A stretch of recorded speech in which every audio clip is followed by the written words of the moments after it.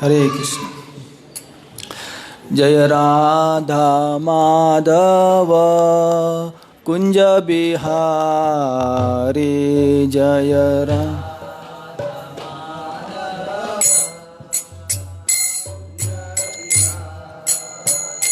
जय राधा माधव कुंज बिहारी जय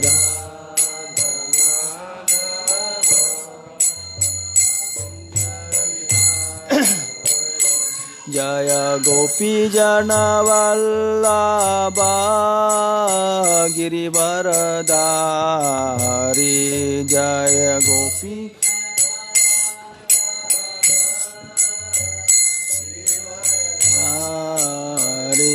जय गोपी जन वल्लभा गिरिवरधारी जय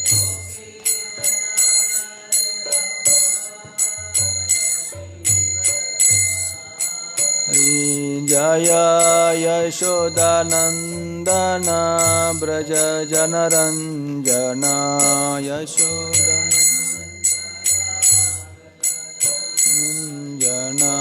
यशोदानंदन ब्रज जनरंजन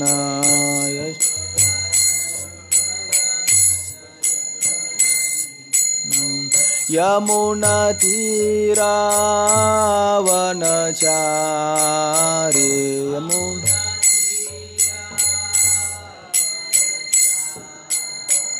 यमुना तीरावनचारी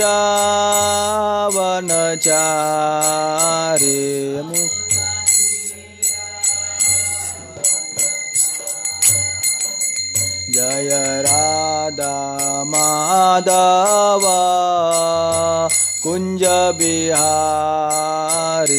जय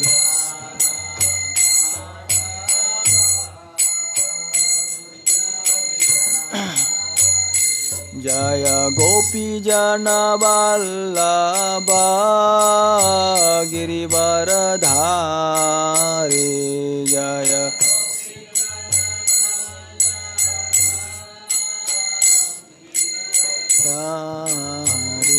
जय यशोदानंदन ब्रज जनरंजन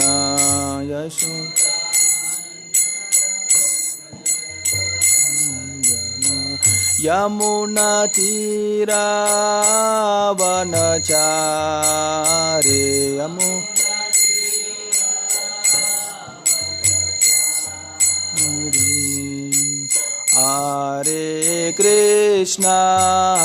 हरे Krishna Krishna Krishna Hare Hare Hare Ram Ram Ram Hare Hare Hare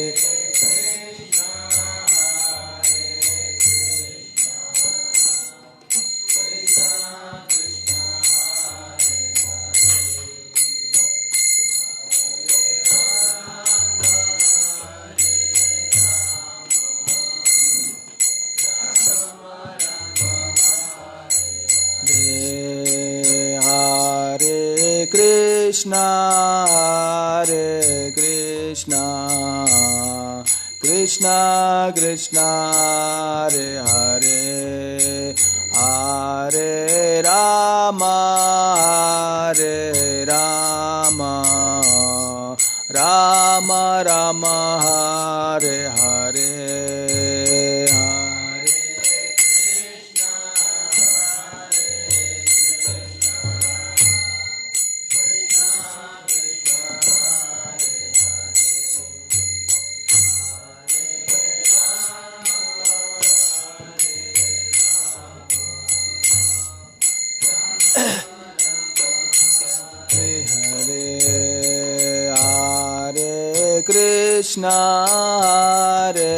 Krishna Krishna Krishna Hare Hare Hare Rama, Hare Rama, Rama Rama, Hare Hare, Hare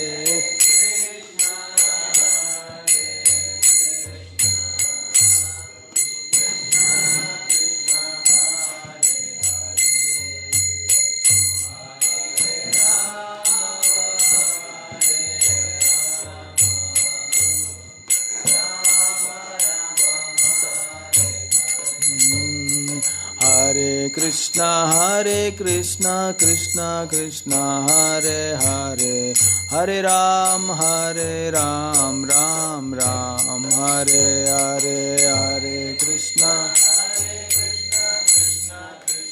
Hare Hare, Hare Ram, Ram Hare Hare, Hare Krishna, Krishna Krishna, Hare Hare, Hare Ram, Ram Ram, Hare Hare, Hare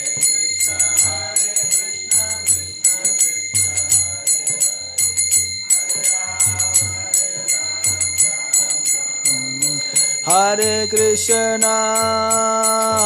Krishna, Krishna Krishna, Hare Hare, Hare Rama, Rama Rama, Hare Hare, Hare Krishna.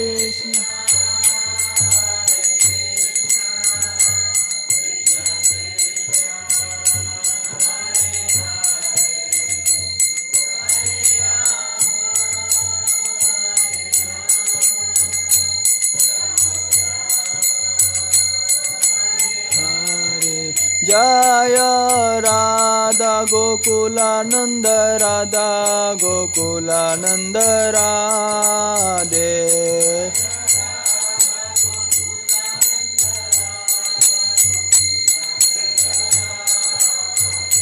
Jaya Jagannatha, Jagannatha, Baladeva, Jaya Subhadra.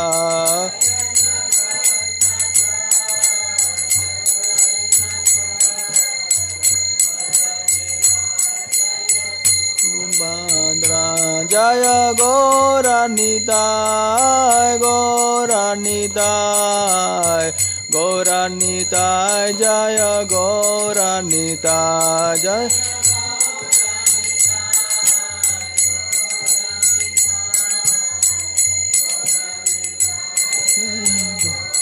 Nitai, Jaya Jaya Prabhupada, Prabhupada, Prabhupada, Jaya Prabhupada, Jaya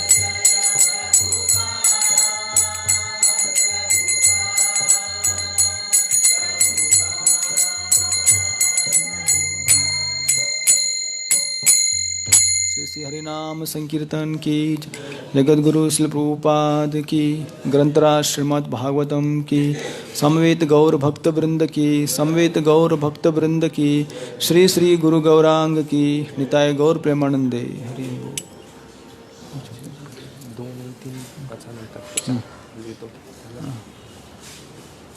ओम नमो भगवते वासुदेवाय।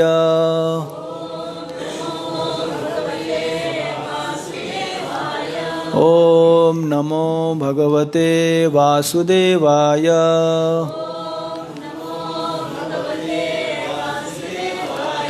ओम नमो भगवते वासुदेवाय।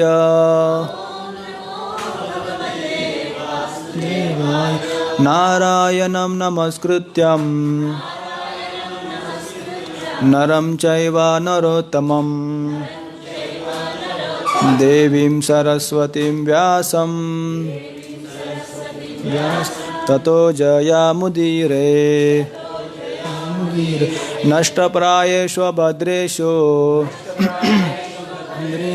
नित्यं भागवत सेवया भगवती उत्तम श्लोके भक्तिर्भवति नैष्टकी कृष्णाय वासुदेवाय देवकी नंदनाय च नंदगोपकुमाराय गोविंदाय नमो नमः। ग्रंथराज श्रीमद् भागवतम चतुस्कंद अध्याय 10 श्लोक क्रमांक 4। इसके दो श्लोकों का तात्पर्य नहीं है, इसलिए चौथा श्लोक यहाँ लिया गया है। इसके 2 श्लोकों का उच्चारण करते हैं। पहला, इलायाम अपि भार्यायाम वायो पुत्र्यां महाबल पुत्रमुत्कलनामानं योषिदत्रमजि जनत। इसका अनुवाद इस प्रकार से है, अत्यंत शक्तिशाली ध्रुव महाराज के एक दूसरी पत्नी थी जिसका नाम इला था और जो वायुदेव की पुत्री थी। उससे उन्हें एक परम सुंदरी कन्या तथा उत्कल नाम का एक पुत्र उत्पन्न हुआ। उत्तमस्तुकृतद्वाहो मृगयां बलीयसा हत पुण्यजनेन्नाद्रो तन्मातास्य गतिं गता। अनुवाद, ध्रुव महाराज का छोटा भाई उत्तम जो अभी तक अनब्याह था, एक बार आखेट करने गया और एक शक्तिशाली यक्ष द्वारा हिमालय पर्वत में मार डाला गया। उसकी माता सुरुचि ने भी अपने पुत्र के पथ का अनुसरण किया और मर गई। आज का श्लोक। ध्रुव भार्तुवदं श्रुत्वा कोपामर्षशुचार्पितः जैत्रं सन्दनमास्थाय गत पुण्यजनालयम्। ध्रुवो भार्तुवदं श्रुत्वा कोपामर्षशुचार्पितः जैत्रं सन्दनमास्ताय गतः पुण्यजनालयम्। ध्रुवो भार्तुवदं श्रुत्वा कोपामर्षशुचार्पितः जैत्रं सन्दनमास्ताय गतः पुण्यजनालयम्।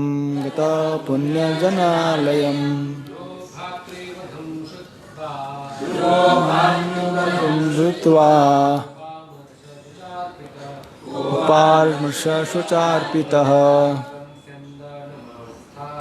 जैत्रं सन्दनमास्ताय गत पुण्यजनालयम्। ध्रुवो भार्तुवदं श्रुत्वा कोपामर्षशुचार्पितः जैत्रं सन्दनमास्ताय गत पुण्यजनालयम्। ध्रुवो भार्तुवदं श्रुत्वा कोपामर्षशुचार्पितः जैत्रं सन्दनमास्ताय गता पुण्यजनालयम्।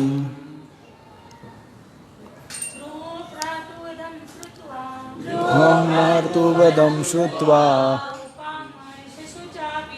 कोपामर्षशुचार्पितः जैत्रं सन्दनमास्ताय गत पुण्यजनालयम्। ध्रुव भार्तुवदं श्रुत्वा कोपामर्षशुचार्पितः जैत्रं सन्दनमास्ताय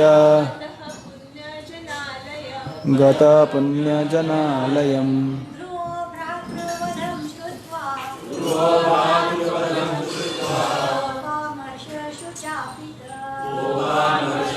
अर्पितः चैत्रं वन्दनमास्ताय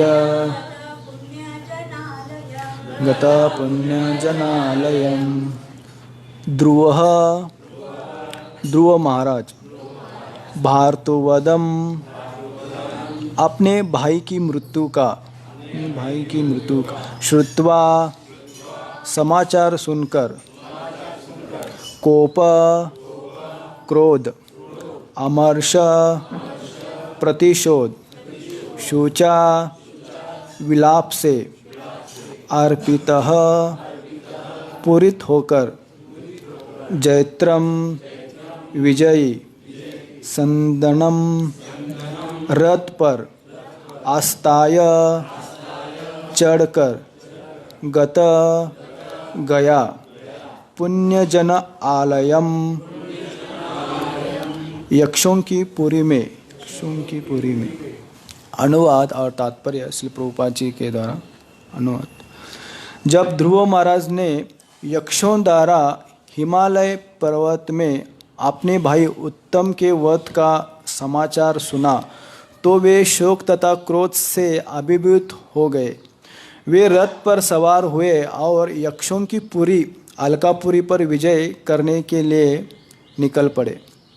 तात्पर्य: ध्रुव महाराज का क्रोध होना, शोक से अभिभूत होना तथा शत्रुओं से ईर्ष्या करना, ये सारे कार्य एक भक्त के पद के प्रतिकूल नहीं थे। यह भ्रांत धारणा है कि भक्त को क्रोध, ईर्ष्या या शोक से अभिभूत नहीं होना चाहिए। ध्रुव महाराज राजा थे, अतः जब उनके भाई को अकारण मार दिया गया तो उनका धर्म था कि हिमालय के यक्षों से वे बदला लेते। ओम अज्ञानतिमिरान्धस्य ज्ञानाञ्जनशलाकया चक्षुरुन्मीलितं येन तस्मै श्रीगुरुवे नमः। श्रीचैतन्यमनोभीष्टं स्थापितं येन भूतले स्वयं रूपा गदा मह्यं ददाति स्वपदान्तिकं। वन्देऽहं श्रीगुरो श्रीयुतपदकमलं श्रीगुरुं वैष्णवां च श्रीरूपं साग्रजातं सहगण रघुनाथामृतं तं सजीवं साद्वैतं सावधूतं परिजनसहितं कृष्णचैतन्यदेवं श्रीराधाकृष्णपादां सहगण ललिता श्रीविशाखामृतं च। नमो विष्णुपादाय कृष्णपृष्ठाय भूतले श्रीमते भक्तिवेदांत स्वामिनिति नामिने। नमस्ते सरस्वती देवे गौरवाणी प्रचारिणे निर्विशेष शून्यवादी पाश्चात्य देशतारिणे। हे कृष्णा करुणा सिंधु दीनबंधु जगत्पते गोपेश गोपिकाकांत राधाकांत नमोस्तुते। तप्त कांचन गौरांगी राधे वृंदावनेश्वरी वृषभानुसुते देवी प्रणमामि हरिप्रिये। वाञ्छाकल्पतरुभ्यश्च कृपा सिन्धुभ्येव च पतितानां पावनेभ्यो वैष्णवेभ्यो नमो नमः। जय श्री कृष्ण चैतन्य प्रभो नित्यानंद श्री अद्वैत गदाधर श्रीवासाति गौरभक्तवृंद। हरे कृष्णा कृष्णा कृष्णा हरे हरे, हरे राम राम राम हरे हरे। हरे कृष्ण। सभी भक्तों का श्रीमद् भागवतम कक्षा में हार्दिक स्वागत है। हरे कृष्ण। तो यक्षों के साथ ध्रुव महाराज का युद्ध। तो कई दिनों से ध्रुव महाराज की कथा चल रही है कि किस प्रकार ध्रुव महाराज का चरित्र कितना सुनने के लिए मधुर है और जिससे उनके गुण हमारे अंदर आ सके, इसलिए इतना उनका विस्तार से भागवत में वर्णन हो गया है, हुआ है। तो ध्रुव महाराज जो भगवान को प्राप्त करने के लिए जाते हैं, भगवान से उनके सामने भगवान प्रकट भी हो जाते हैं, और वहाँ भगवान से मतलब मिलने से भी ध्रुव महाराज उनको यही उनसे वरदान मांगते हैं कि मुझे जो आपके शुद्ध भक्त है, जहाँ आपकी कथा होती है, ऐसे भक्तों का संग ही मुझे प्राप्त हो। ऐसा ही उन्होंने ध्रुव महाराज ने भगवान से प्रार्थना मांगी थी, इच्छा की थी। उन्होंने वो इच्छा नहीं की थी जो पहले उनकी जो इच्छा थी कि कोई वरदान चाहिए, भौतिक वरदान, वो क्या हो गया था, वो शुद्ध हो गए थे। इसलिए हम समझ सकते कि मतलब जो भक्ति है वही सर्वश्रेष्ठ कार्य है। तो यहाँ ध्रुव महाराज का विवाह के बारे में वर्णन हुआ है कि किस प्रकार ध्रुव महाराज ने प्रजापति शिशुमार की पुत्री के साथ विवाह कर लिया, जिसका नाम था भ्रमी था, और उसके कल्प तथा वत्सर नाम के 2 पुत्र उत्पन्न हुए। 2 मतलब ध्रुव महाराज की 2 पत्नियां थी, एक भ्रमी और दूसरी थी शिशुमार की नहीं, वायुदेव की पुत्री थी क्या, दूसरी पत्नी जिसका नाम इला था, और जो वायुदेव की पुत्री थी, उससे उन्होंने एक परम सुंदरी कन्या तथा उत्कल नाम का एक पुत्र उत्पन्न हुआ। 2 पत्नियां थी और एक पुत्र और एक पुत्री, ऐसे 2 संतान हुए। लेकिन ध्रुव महाराज बड़े थे और उत्तानपाद छोटे थे। उत्तम, ध्रुव महाराज छोटा भाई उत्तम, जो अभी उसका विवाह भी नहीं हुआ था, शादी भी नहीं हुई थी उसकी, तो वो हिमालय एक बार गए थे युद्ध करने के लिए। तो वहाँ पर यक्षों के साथ कुछ तो बातचीत हो गई, कुछ तो बात में कुछ तो बोला होगा, उल्टा सुल्टा ऐसा कुछ। तो यक्षों ने क्या किया, उसका वध कर दिया, उसको मार दिया। तो ध्रुव ये समाचार उनके भाई ध्रुव को जब पता हो गया, मालूम हो गया, तो ध्रुव महाराज को क्रोध आ गया, उनको ईर्ष्या हो गई, क्रोध आ गया, और उनका बदला लेने के लिए वो निकल पड़े। तो आज भी लोग घर में समाचार सुनते हैं टेलीविज़न पर, तो वो कौन सा समाचार रहता है, दूरदर्शन का समाचार। भारत क्या क्या हो गया, कौन किसको मारा, कौन सा टीम जीत लिया, और कहाँ चोरी हो गई, कोरोना से कितने लोग मर गए, है ना।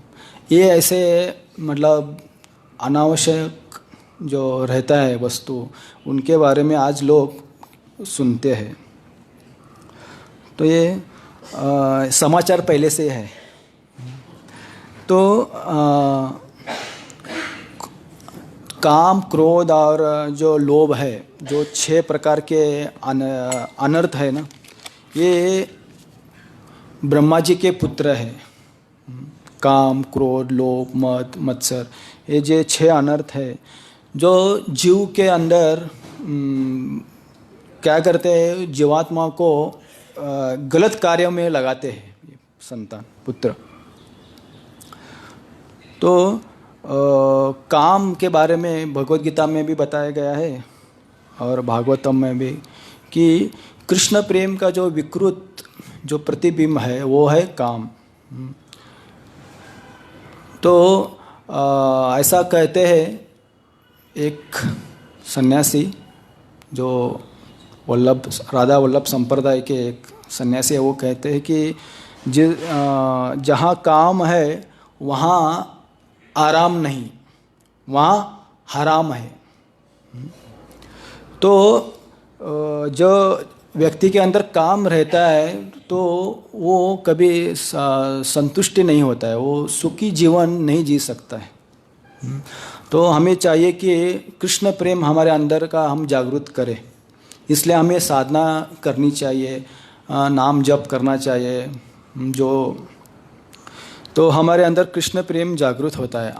आज भी हम देखते हैं कि लोग एक दूसरे से प्रेम करते हैं, लेकिन वो प्रेम नहीं होता है, वो काम होता है कि अपनी इंद्रियों को तुष्ट करने के लिए क्या करता है व्यक्ति, प्रयास करता है तुष्ट के लिए। तो उसको कभी इसमें क्या होता है, उसका अनर्थ और थोड़ा ज़्यादा बढ़ता है। तो अगर हमारे अंदर काम वासना अगर सताती है तो हमें दूसरों को जाकर बताने की आवश्यकता नहीं है, हमें चुपचाप उसको सहन करना है, बस सहन करने से वो चला जाता है। अगर हम दूसरों को जाकर बताएंगे तो क्या होगा, हम काम वासना को उत्तेजित कर रहे हैं, इसका उसका कारण हो जाता है।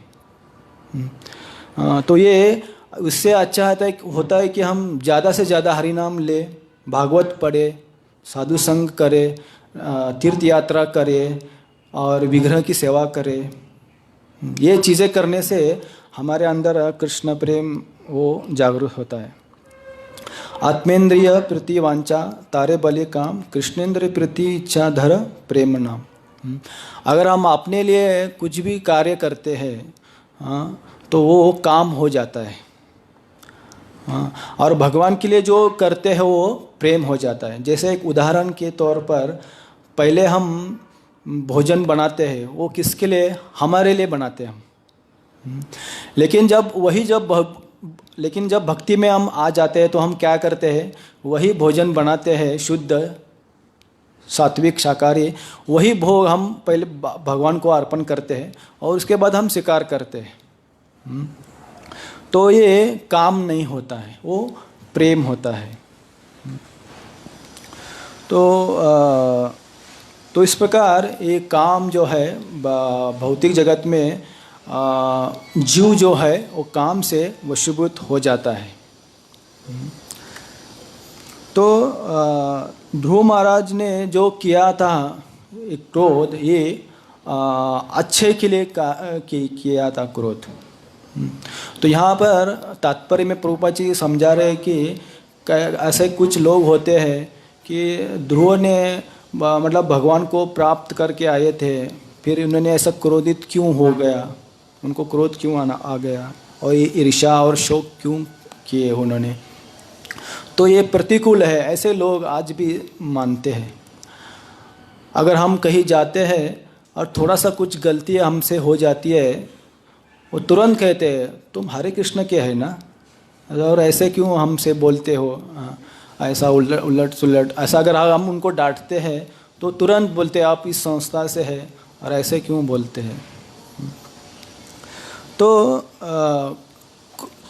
क्रोध करना, ये क्रोध जो है वो भी एक शत्रु है। जो व्यक्ति क्रोध में वशीभूत हो जाता है तो वो भूल जाता है और कुछ भी कार्य वो कर बैठता है। जैसे कि भक्ति उपदेशामृत में ऐसा कहा गया कि वाचो वेगम मनसो क्रोधो वेगम, जैसे कि छह जो वेग है, इन वेगों को हम भगवान की सेवा में लगाने से वो हमारे मित्र बन जाते हैं, वो शत्रु नहीं बन जाते। तो क्रोध का हम देखते हैं कि श्री चैतन्य महाप्रभु ने भी जब जगाई और मदाई ने नित्यानंद महाप्रभु के सिर के ऊपर मटका से सिर फोड़ा था उनका, तो खून आ रहा था। तो जब महाप्रभु को पता चल जाता है कि ऐसे से इन लोगों ने किया है तो महाप्रभु क्रोधित हो जाते हैं और सुदर्शन ऐसा कहते हैं। तब नित्यानंद महाप्रभु उनके चरणों पर गिर जाते हैं और कहते कि आप ऐसा मत कीजिए, इनका आप उद्धार कीजिए, आपका अवतार पतित जीवों का उद्धार करने के लिए हुआ है।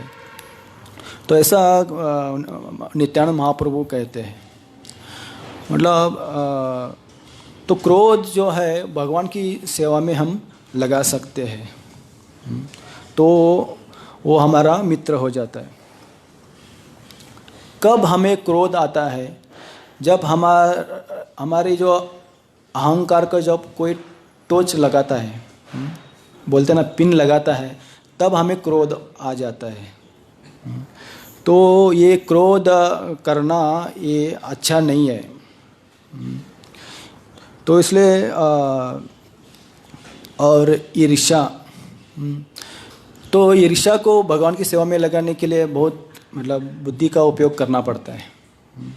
जैसे हम देखते हैं रामायण में कैकेयी को बहुत सारे लोग ऐसा कहते हैं कि इन्होंने अच्छा काम नहीं किया, भगवान राम को 14 साल मतलब वनवास को भेज दिया। लेकिन भगवान कैकेयी से ज़्यादा प्रेम करते हैं अन्य उनकी माताओं से भी, क्योंकि जब भगवान यहाँ प्रकट होने वाले थे तब उसी समय भगवान ने कहा था कि कौन एक ऐसा एक पार्ट करना है, माँ का रोल करना है, और जो करेगा उससे मैं बहुत प्रसन्न हो जाऊंगा, संतुष्ट होगा। तो उसमें एक गोपी मतलब उन्होंने कहा था कि मैं एक कार्य करूंगी। तो जो कैकेयी ने जो कार्य किया था, हालांकि लोग उनसे ये करते हैं अच्छा कार्य नहीं किए, लेकिन भगवान राम उनसे बहुत प्रसन्न हुए थे कार्य से। और एक बार बुद्ध देव, एक कोई व्यक्ति उनकी बहुत निंदा करता है, बहुत निंदा करता है, और उसके बाद वो कहता है कि मैंने आपकी इतना निंदा की, इतना किया आपसे, आप शांत ही बैठे हैं, आपको कुछ हुआ ही नहीं। तो बुद्ध देव कहते हैं कि निंदा किसने की? आपने की ना, तो आपका मुंह से की इसलिए वो आपके पास ही चले गए निंदा, मुझे उसका कोई फर्क नहीं पड़ा, ऐसा वो कहते हैं। तो हम किसी की निंदा करते हैं तो हमारा ही हम क्या करते हैं, लॉस कराते हैं। तो ऐसा नहीं करना है। और एक बार बुद्ध देव जब पहले जब छोटे थे तो उनकी इच्छा हो गई थी कि भौतिक जगत देखने की। तो वो कहते हैं अपने पिता से कि मुझे कुछ देखना है संसार। उनके पिता कहते कि ऐसा मत करो, बाहर जगत में मत जाओ, लेकिन उनकी इच्छा होती है जाने की। तो वो जाते हैं बाहर एक सैनिक के साथ। तो वहाँ पर देखते कि एक व्यक्ति बहुत बूढ़ा रहता है। वो देखते हैं और कहते कि ये कौन है? वो कहते कि ये वृद्ध व्यक्ति है। क्या सभी लोग वृद्ध होते हैं? हाँ हाँ, सभी लोग वृद्ध होते हैं, और मैं, हाँ आप भी वृद्ध हो जाते। तो ठीक है, फिर आगे चले जाते हैं। तो एक व्यक्ति मरा हुआ रहता है, उसको 4 व्यक्ति लेकर जाते रहते हैं। तो फिर वो कहते हैं कि ये कौन है? एक व्यक्ति, फिर वो सैनिक कहता है कि एक व्यक्ति मर गया है, उसको लेके जा रहे हैं। क्या सभी लोग मरते हैं? हाँ सभी लोग मरते हैं। तो ऐसा वो देखते हैं। फिर वो कहते हैं कि वापस राज्य चलो। तो वो वापस राज्य में आ जाते हैं।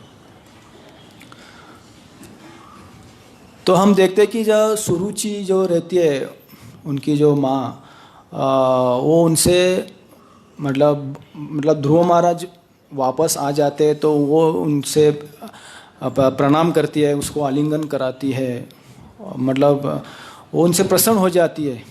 लेकिन फिर भी क्या हो गया, उनका पुत्र और उनकी भी मृत्यु हो गई। तो ऐसा एक उदाहरण कृष्ण लीला में भी मिलता है कि जब द्वारका में एक राजा रहता है, सत्राजित। तो वो सूर्य देव की उपासना करता है, पूजा, और सूर्य देव उनसे प्रसन्न होकर एक मणि देता है, सीमंतक मणि। वो उसकी विशेषता रहती है कि ये बहुत हजारों में सोना उत्पन्न करता रहता है। तो वो गले में पहनकर द्वारका में घूमता रहता है।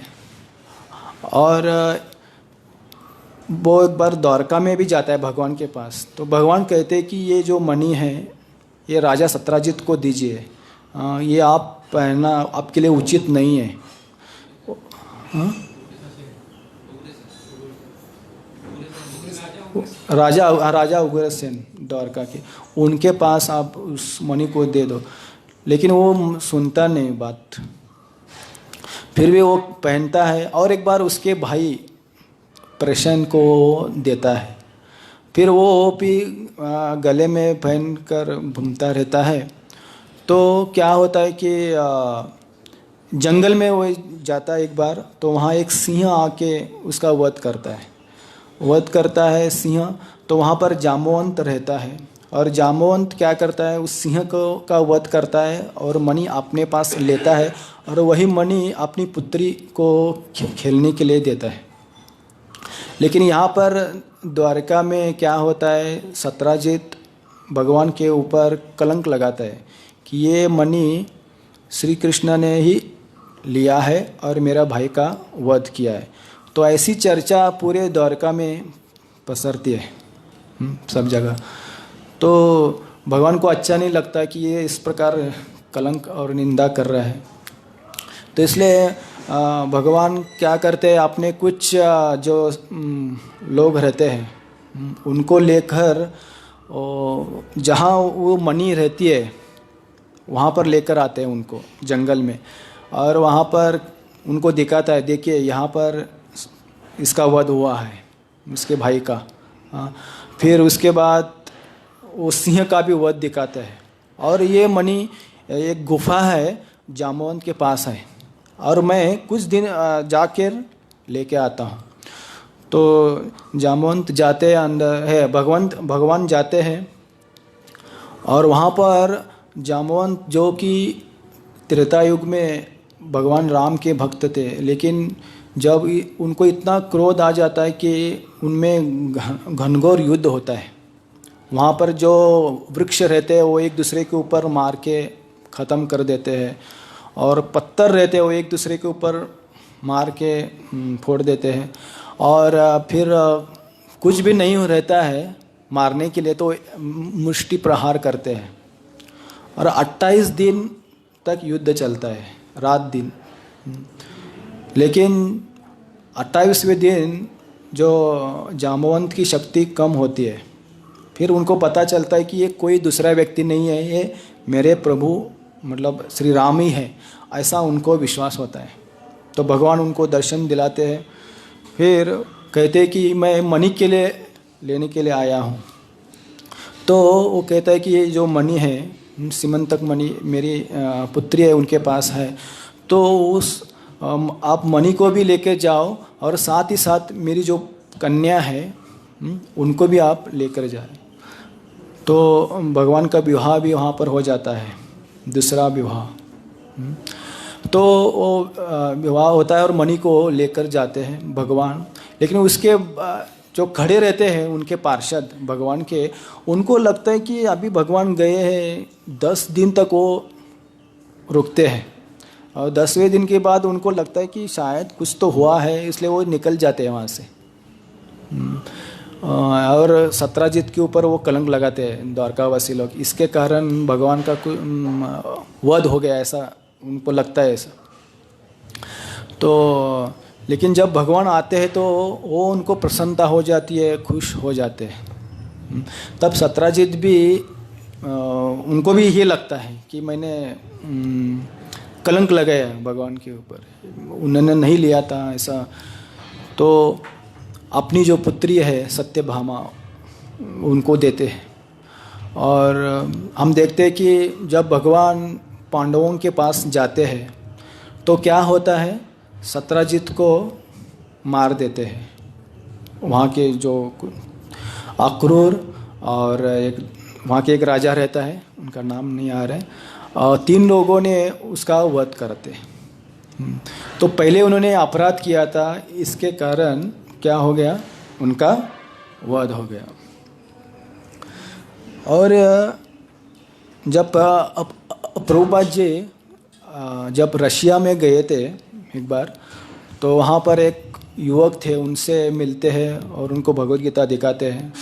तो वो जो युवक था वो कहता है कि हाँ ये भगवद गीता है, और यहाँ पर अर्जुन ने सुना था, लेकिन अर्जुन सुना था लेकिन वो मतलब भक्त नहीं बने, वो मूर्ख था।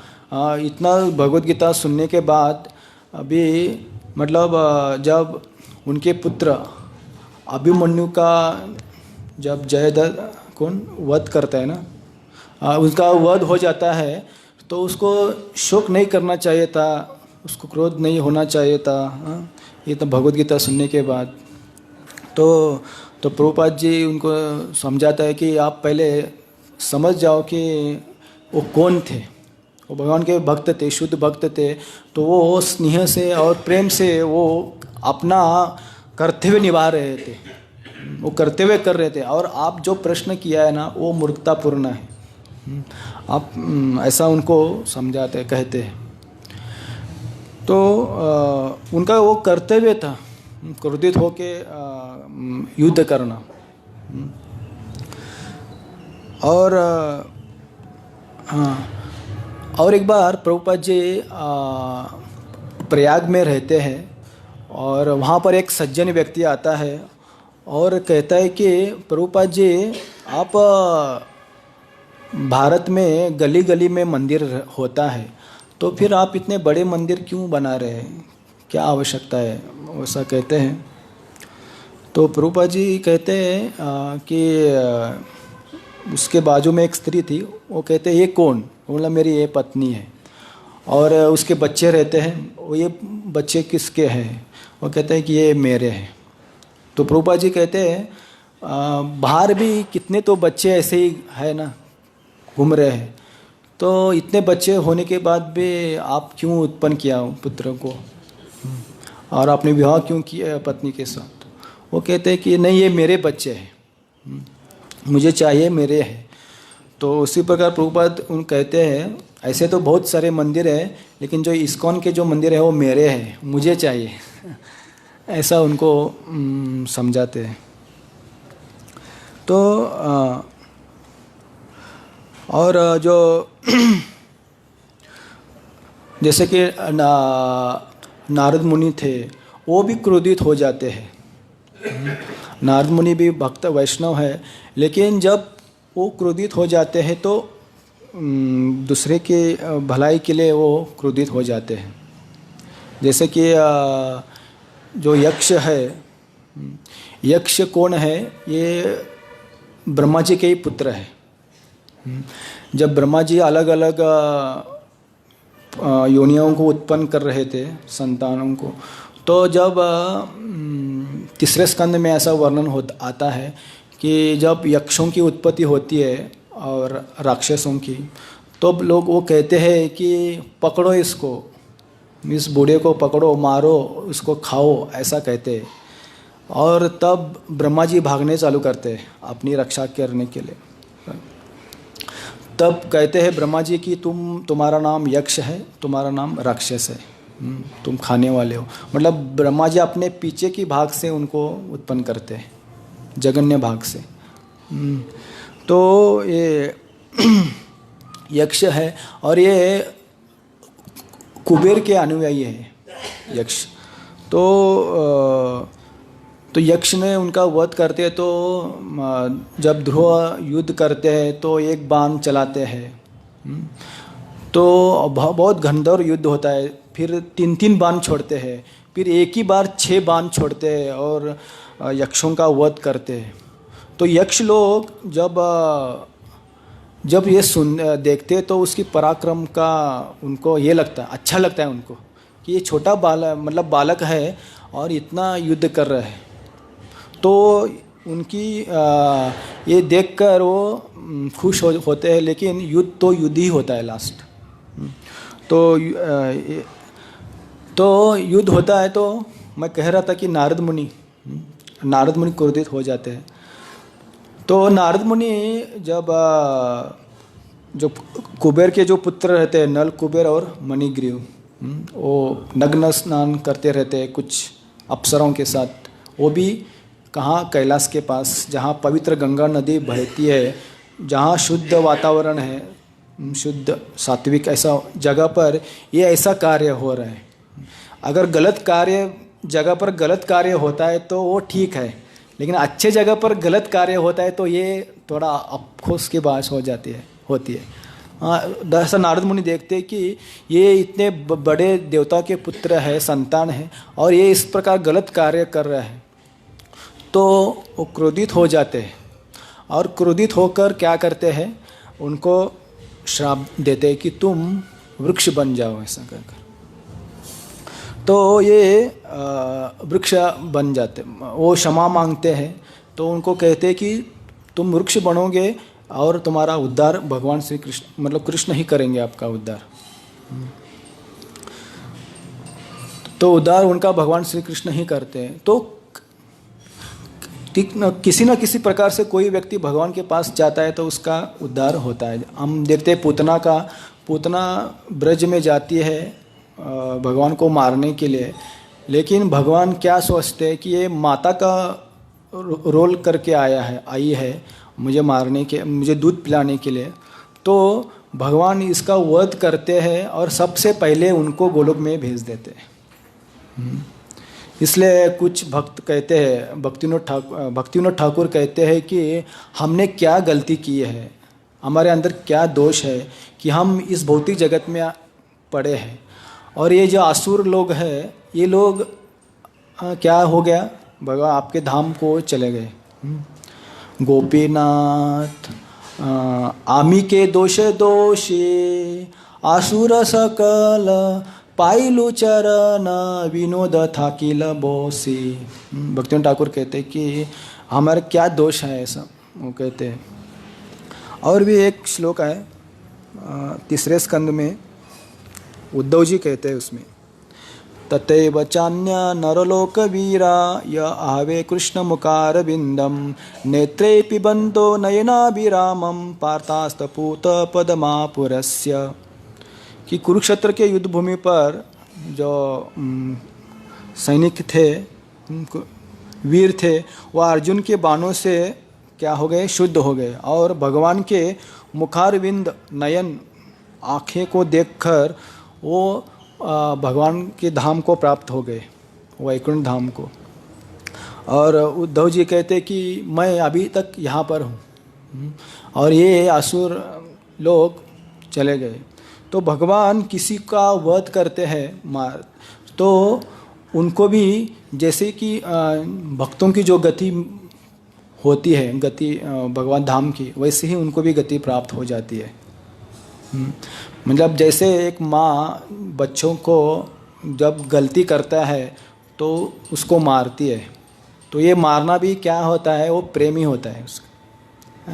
तो भगवान किसी असुर को भी मारते हैं तो उसका उद्धार होता है और कल्याण होता है। और जब अर्जुन के बाणों से जो कौरवों के जो सैन्य थे, उनके जब धनुष लगता है तो वो शुद्ध हो गए, और आँखों भगवान के मुख को देखने से वो मतलब शुद्ध तो हो गए थे। भगवान के मुख को देखते हुए अपने शरीर को त्यागने से उनको भगवान की धाम की प्राप्ति हो गई।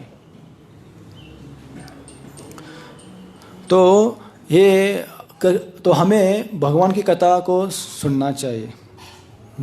तो ऐसी कथा सुनने से हमारे अंदर भी कृष्ण प्रेम जागृत होता है, और हमें भी कृष्ण प्रेम प्राप्त होने से मतलब काम क्रोध जो भी ईर्ष्या है, ये हम इसके वशीभूत नहीं हो जाते, मतलब हम पाप के कार्य में नहीं लग जाते हैं। काम एष क्रोध एष रजगुण समुद्भव महाशन महापापमा विद्यनिह वैरिण। भगवान कहते हैं कि काम और क्रोध जो है ये रजोगुण से उत्पन्न हो जाता है। तो आपको चाहिए कि रजोगुण से आपको सत्वगुण में आना चाहिए। तो हमें भी ये अनर्थों से निकलने के लिए हमें ना तो रजोगुण में रहना है ना तो तमोगुण में, हमें सत्वगुण तक आने का प्रयास करना चाहिए। तो वहाँ से हम विशुद्ध सत्वों में हम जा सकते हैं और भगवान की शुद्ध भक्ति हम कर सकते हैं। हरे कृष्णा कृष्णा कृष्णा हरे हरे, हरे राम राम राम हरे हरे। समय हो गया है, यहाँ पर हम कथा को विराम करते हैं। ग्रंथराज श्रीमद् भागवतम की जय, श्री प्रभुपाद की जय।